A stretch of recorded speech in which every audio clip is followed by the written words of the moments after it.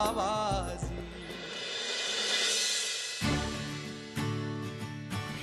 দেখ, এটা আমার সঙ্গীতে পরা ড্রেস। এটা কিন্তু আমি চুজ করেছি। কেমন হয়েছে বল? বল না please. Wow, this color is really beautiful. It will really suit you. Thank you. এই দেখ, এইটা হচ্ছে আমার। এই নাও খাও। কি হলো, কেবল শাড়ি গয়না দেখালে চলবে? বন্ধু বান্ধবরা এসে ধরো ধরো ধরো, ওদের একটু খেতে টেতে দাও। যা যা দিয়েছি সব সোনা মুখ করে খেয়ে নেবে। তুমি কিছু খাবে? বাবা, আজ বাপি যা যা অর্ডার করেছিল তারপর আর খাওয়া যায় নাকি? এই সবাইকে ভালো করে বল, তুই যেটা যেটা পছন্দ করিস কেউ মনে রেখে আমি অর্ডার করেছিলাম। একদম, thank you Bapi. Love you too. আচ্ছা, আজ উর্বিশ কখন আসছে, কিছু কথা হয়েছে তোমার সঙ্গে? না, আজ তো আমি ফোন করিনি, কোনো কথাই হয়নি আমার সাথে। দাঁড়া, এবার জুয়েলারি গুলো দেখাই। এই দেখ, মোট 3টে গয়না সেট এসছে। একটা গোল্ড, একটা ডায়মন্ড আর একটা প্লাটিনাম।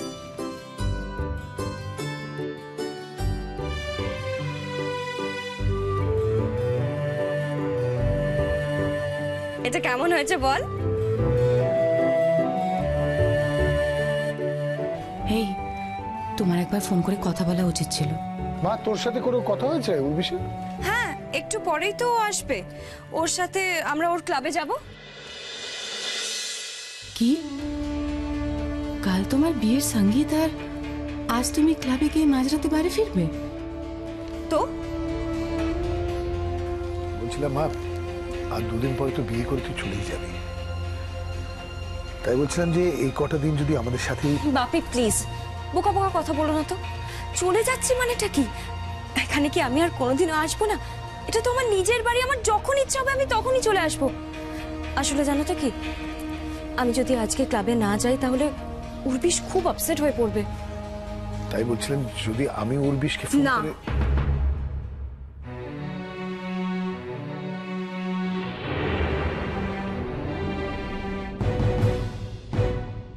কাল তো এমনিতেই অনেক হই হই হবে, বাড়িতে অনেক লোকজন আসবে, ইনফ্যাক্ট উর্বিশও আসবে, তোমাদের দুজনের বন্ধু বান্ধবরা থাকবে। তো আজকে ক্লাবে না গেলে চলছে না? না, চলছে না। আজকে উর্বিশের ক্লাবে ব্যাচেলার্স পার্টি, আমাকে ওখানে যেতে হবে, মানে যেতেই হবে বাস। না মা, এ বের আগে তুমি বাড়ি থেকে বেরিও না কো। আমি কি তোমাকে আগে বলেছিলাম না, বের কটা দিন আগে থেকে বাড়িতে থাকতে হয়, বুঝতে পেরেছো? এখন তো ছিঁড়ি ফেরার সময় গো। কিসের সময়? বলছিলাম ছিঁড়ি ছিঁড়ি, এখনই তো ছিঁড়ি খোলে। ছিঁড়িটা আবার কি? অবধি দেখো, মেয়ে ছিঁড়ি কাকে বলে জানে না। রূপ গো রূপ, কটা দিন বাড়িতে থাকো, আমি ভালো করে আদর যত্ন করি। বিয়ের কোণে ছিঁড়ি না ফেললে চলে? তুমি একটু চুপ করবে প্লিজ? কি রে, তোর ছিঁড়ি খুলছে? উর্বিশ আসছে, আমরা যাবো বাস। আর তাছাড়া তোদেরকেও তো ইনভাইট করেছে। কি রে, বল না তোরা। হ্যাঁ, উর্বিশটা কিন্তু আমাদেরকে বারবার যেতে বলেছে। উর্বিশদার বন্ধুরা থাকবে, আমরা থাকবো। না, উর্বিশের বাবা মা যে কেন আপত্তি করছে না সেটা তো আমি বুঝতে পারছি না। ওনাদেরও তো উচিত এখন ওনাদের ছেলেকে। উর্বিশের বাবা মা তোমাদের মতো ব্যাকডেটেড নয়।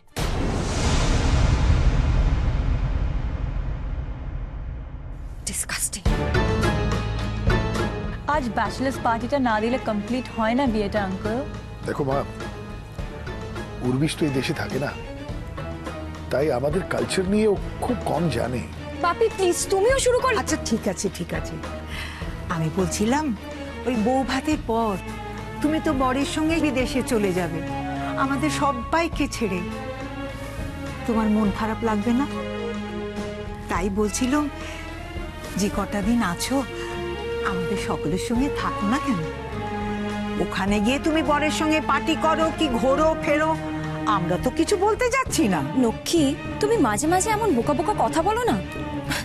তুমি কি আমাকে ওই সুন্দরবনের গেও মেয়েদের মতো ভেবেছো? আমার যখন ইচ্ছা হবে আমি তখনই চলে আসবো। একটা ফ্লাইটে উঠলে তো কয়েক ঘন্টার মামলা।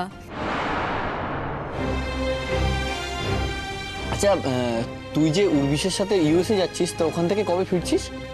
বললাম তো, যখন ইচ্ছে হবে তখনই চলে আসবো। হ্যাঁ, ছেলের হাতের মোয়া কি না, যখনই আসতে ইচ্ছে করবে তখনই নাকি চলে আসবে।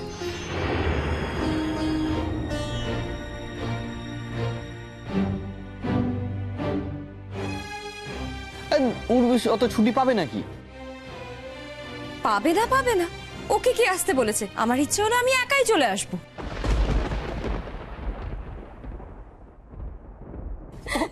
ও বৌদি, মেয়ের আমার কথা শোনো। সত্যি সত্যি যখন আমরা আশা করব তখন কি বলবে বলো তো? ও কি করে আসি বলো, বরকে ছেড়ে, সংসারকে ছেড়ে কি করে আসবো বলো? কমন ভঙ্গুর, তুই এইসব কথা বলবি? লক্ষ্মী, আমি এই বিয়েটাতে রাজি হয়েছি আমার একটানা কলকাতায় থাকতে ইচ্ছা করছিল না বলে। কিন্তু এটা বল মা, যে উর্বিশ কত ভালো ছেলে, আমার কুলিগের ছেলের বিয়েতে দেখা হয়েছিল আমাদের, সেখানে ওর মা তোকে পছন্দ করেছিল। তারপরে উর্বিশও জানালো যে তোর মতো মেয়েকেই বিয়ে করতে চায়। তারপরে আমাদের ফ্যামিলি গেট টুগেদার, সেখানে তোর বিয়ের দিনক্ষণ সব ফাইনাল করলাম আমরা। 1 মাস ছুটি নিয়ে উর্বিশ কলকাতায় আসছে, তাই তাড়াহুড়ো করে আমরা তোর বিয়ে ঠিক করলাম। আর এটাও ভালো হলো যে তোদের মধ্যে ভালো বন্ধুত্ব হয়ে গেল। বন্ধুত্ব আবার কি? এটা তো জাস্ট টাইম পাস।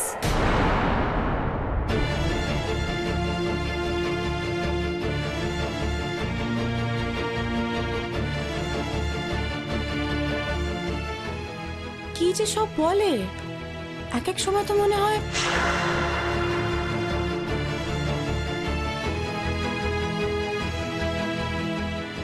যাকে তোমার মেয়েকে একটা কথা বলে দিও। আমি বললে তো আবার আমি খারাপ হয়ে যাব, তাই তুমি বলো। ওদের দেশে না কাজ করার লোকজন পাওয়া যায় না, তাই নিজের কাজ নিজেকেই করতে হয়।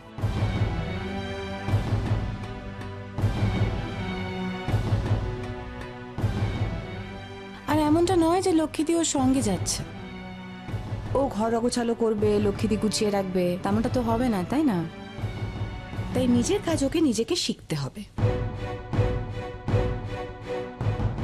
আরো একটা কথা, ওই দেশে তো উর্বিশ ছাড়া আর কাউকে চেনে না, তাই উর্বিশকে যেন ও আমাদের মতো টেকেন ফর গ্রান্টেড না করে। আর কদিন পরে বিয়ে, একটা কাজ শিখলো, আর এখন কি বলছে? বলছে ও নাকি টাইম পাস করছে, ও নাকি বন্ধুত্ব কিচ্ছু হয়নি। ও বৌদি, ওই নিয়ে তুমি চিন্তা করো না তো, একদম চিন্তা করো না। আরে বাপু, ঘাড়ের উপর দায়িত্ব পড়লে দেখবে সব শিখে যাবে মেয়ে। তখন আমরাই হয়ে যাব পর, আর সে হবে আপন। লক্ষ্মী, এমনটা একেবারেই হবে না, কারণ আমি যেমন আছি তেমনই থাকবো। আমি কারোর জন্য নিজেকে চেঞ্জ করতে পারবো না। হোয়াট মানে? ওর যেমন আমায় বিয়ে করার ইচ্ছে, তেমন ও বুঝবে মজা।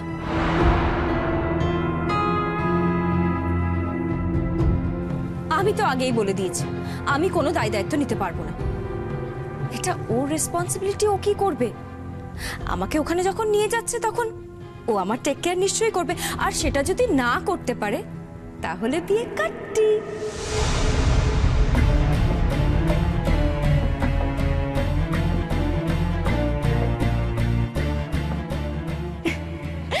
কারণ আমার কাছে বিয়ে মানে মজা, হইচই, পার্টি।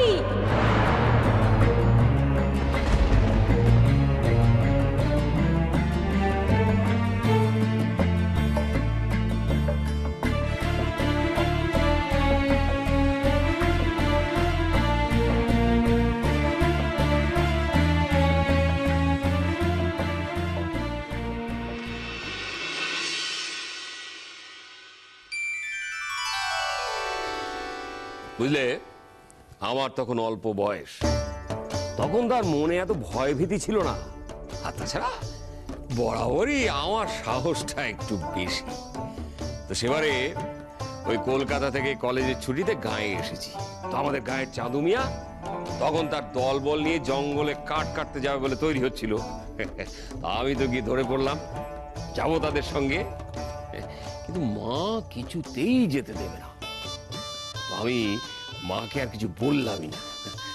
ওদিকে ওই চাঁদু মিয়া আমাদের বাড়িতে নিয়ম করে মধু দিত, মা ওকে ভালোবাসতেন খুব। তো সেই চাঁদু মিয়া কিছুতেই আমাকে সঙ্গে নেবে না। শেষকালে অনেক অনেক কথার পরে এইটাতে রফা হলো যে আমি একটা দিনই সেখানে থাকবো, পরদিনই ওরা আমাকে নৌকায় তুলে দেবে। মা গো, ভয়ে আমার সারা গায়ে কাটা দিচ্ছে। আরে এখনই কি রে, এর পরেই তো আসল গল্প। ওদের সঙ্গে তো গেলাম জঙ্গলে। ছেলেবেলা থেকে অভিনয়টা করতে পারতাম বলে সকলে মিলে ধরে বসলো, যাত্রাপালা করে শোনাতে হবে। ওহ মেজকা, কি সাহস তোমার! জঙ্গলের ভিতরে যাত্রাপালা! হ্যাঁ, আমি তো যাত্রার গান ধরলাম। আমি যেমন গান গাইতে গাইতে বিভোর হয়ে গেছি, ওরাও তেমনি গান শুনতে শুনতে বিভোর হয়ে গেছে। কখন যে বাঘ মামা পায়ে পায়ে এসে দাঁড়িয়েছে কেউ খেয়ালই করেনি। আর চাঁদু মিয়া তখন জঙ্গলে গড়ান গাছ কেটে লোকড়ি বানাচ্ছিল।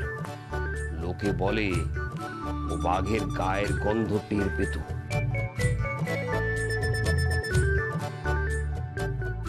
বাবা, আমার তো শুনেই একেবারে বুক ধড়ফড় করছে। এই দাঁড়া না, আগে পুরোটা শুনবি তো। চাঁদু মিয়া বলল, বাঘের গায়ের গন্ধ পাচ্ছি মনে হচ্ছে। এই চাঁদু মিয়ার কথা শেষ হতে না হতেই বাঘ তো একবারে হুঙ্কার দিয়ে ঝাঁপিয়ে পড়লো চাঁদু মিয়ার ঘাড়ে। তারপর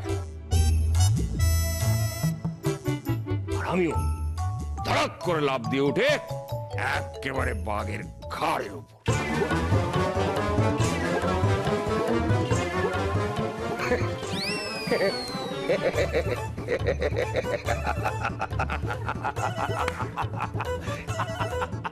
কিরে বেজদা তখন থেকে গুল দিয়ে যাচ্ছে, তোরা শুনে যাচ্ছিস? হ্যাঁ, কি বলছে? বাঘের সঙ্গে একাই লড়াই করে চাঁদু মিয়াকে বাঁচিয়ে নিয়ে এসছে।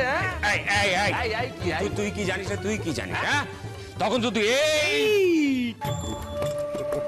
আমি যেখানেই থাকি না কেন বেজদা, ইহা সত্য নয় এবং তুমি যা কইতেছ সেটা কল্পনা প্রসূত। আহ বাবা, প্লিজ আমাদের শুনতে দাও তো। হিংসে হিংসে হিংসে করছে, বুঝলি? ও মা গো মা, যতই তারা করি না কেন, বেলা যে কোদে গইরে যায় কে জানে বা। আর ওই ভোলার মা দিন বুঝে বুঝে কামাই করে। অতগুলো গাই পাচুকে কাজ কে করে বলো দিনি? হ্যাঁ, আমার তো ওই জন্যই দেরি হয়ে গেল গো মেজদি।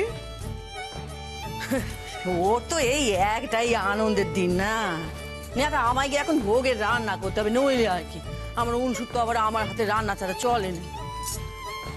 মেজবৌদি, মেজদা না এখানে এদের সামনে নিজের বাঘ শিকারের গল্প করে যাচ্ছে।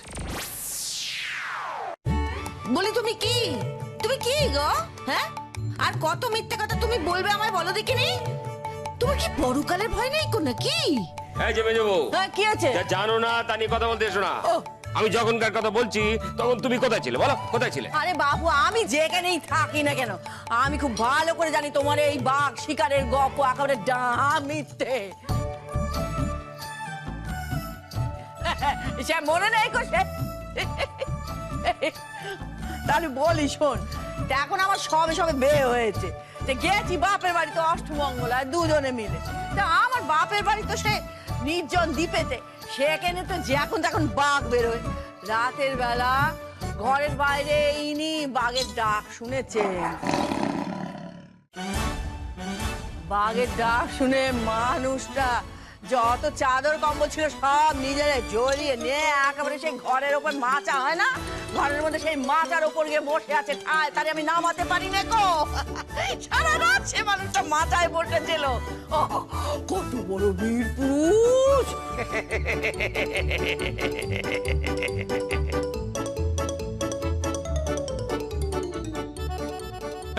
হাসির কি হলো? না না, এখন তো দেখছি আমি সাবধান হয়ে ভুল করেছিলাম। তার চেয়ে বাঘের পেটে যাওয়া অনেক ভালো ছিল, তাহলে অনেকেই দেখছি খুশি হতো। পালাই ষাট মেজমামু, এমন অলক্ষণে কথা কেউ কখনো বলে? হ্যাঁ গো মেজমা, আজ পুজো গন্ডার দিনে এইসব কথা না হলেই বুঝি চলছিল না তোমার? তা তোমার মেজ মামুর এত মিথ্যে কথা কইবার দরকারটা কি ছিল শুনি? হ্যাঁ চত। আরে এই যে এ বাড়ির পটের বিবিরা, এটা এখন থেকে গায়ে গা লাগিয়ে এই যে মানুষটার গুলগপ্প শুনে যাচ্ছ মশগুল হয়ে। আজ একটা পুজোর বার, আমি যে বলবো আমি চ্যান করে আসছি, তোমরা ততক্ষণ পুজোর ডালা তৈরি করো। কোথায় যাবার সময় দেখেছিলাম যে সব আলতা ঘষা চলছে, এখনো তো দেখছি সেই একই কাজ চলছে। আমার কথা তোমরা মোটে কানে তলনি দেখতেছি। হ্যাঁ ও মেজমা, মেজমা আমি তো ডালা সাজানোর ফল ফলারি নিয়ে বসেছি, এক্ষুনি হয়ে যাবে। সেটা তো কোনো কথা হলো না মা। এ বাড়ির সব কাজ তুমি একা করতে যাবে কেন? বলি তুমিও বউ, আর তারাও বউ। আর এই হয়েছে আমাদের বাড়ির দুটি মেয়ে, কি যে বলবো না বলবো বাপু বুঝে পাইনি কো। আই পলা, আরে মিনি, এই তো হাতে হাতে জোগাড় দিতে ইচ্ছে করে না না? সারাক্ষণ শুধু দুজনে মিলে হা হা হি হি করছিস আর এই মশগুল হয়ে আছিস কি রে? হ্যাঁ এই দু পাতা নেকা পড়া শিখে না ধরাকে একেবারে সরা জ্ঞান করতেছে। বাড়ির কাজ করতে হলে মুখ একেবারে বেজার। আর মেজদি তোমাকেও বলি, এই দুটোকে না তুমি একটু বেশি পোষায় দিয়েছো আর আশকারা দিয়ে মাথায় তুলেছো। এখনো এখানে বসে থাকবো না যাবো পুজোর থানে? সারা গা ঝেঁটিয়ে সেখানে গিয়ে উঠেছে, আমরা এখনো যেতে পারলুম না। আজ রাতে তো বনবিবির পালা বিচিত্রা অনুষ্ঠান, তাই না মেজদা? হ্যাঁ, সে তো প্রত্যেক বছরই হয়, এবারও হবে। রাতে আবার আমাদের যাত্রাপালা আছে, আশপাশের 10-12 গাঁ থেকে চেটি আসছে সব। সবার মুখে এক কথা, কি না শিবু মাস্টারের পালা দেখতে যাব। তুমি থামবে, থামবে তুমি? সারাক্ষণ নিজের কথা 10খানা করে বলো। হ্যাঁ তোর লজ্জা না গেনে, লজ্জা না গেনে তোমার?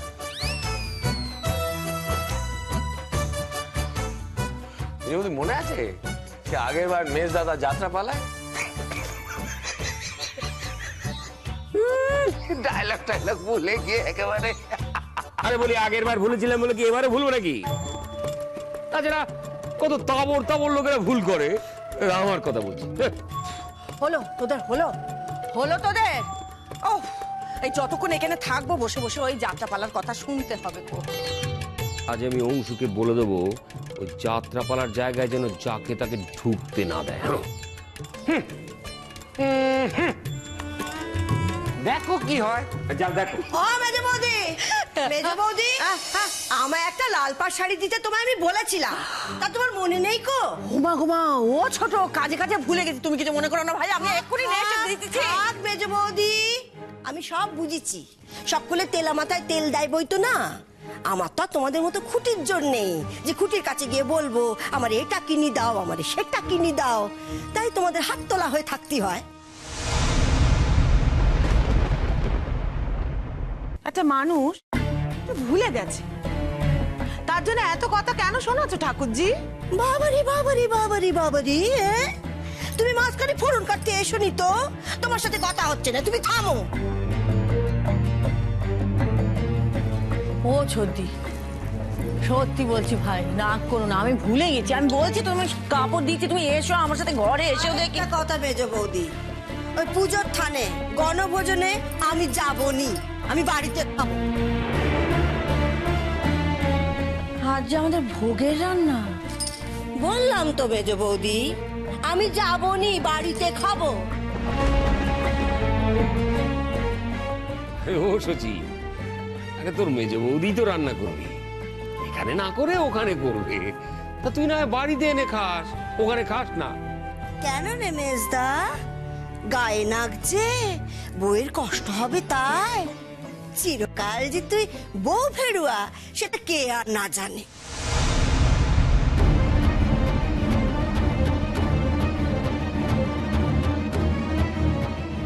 সর্দি গো, এখানে বাড়ির ছোটরা রয়েছে, তাদের সামনে তুমি আমায় অপমান করতে পারো, তোমার দাদাকে অপমান করতে পারো, নিজেকে ছোট করুনি গো। তুমি তো এদের মান্যের মানুষ, তাই না? ভয় পেও না, আমার যত কষ্টই হোক না কেন আমি ফিরে এসে তোমার রান্না করে দেবো কোন, চিন্তা করো না। এসো তোমরা, এসো এসো।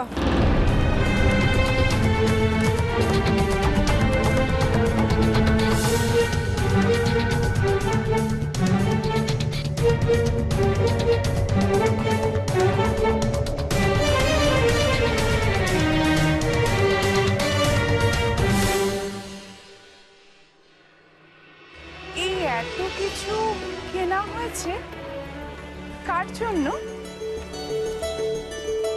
কি নাম? ঘুঙ্গু সেনগুপ্ত। ঘুঙ্গু সেনগুপ্ত।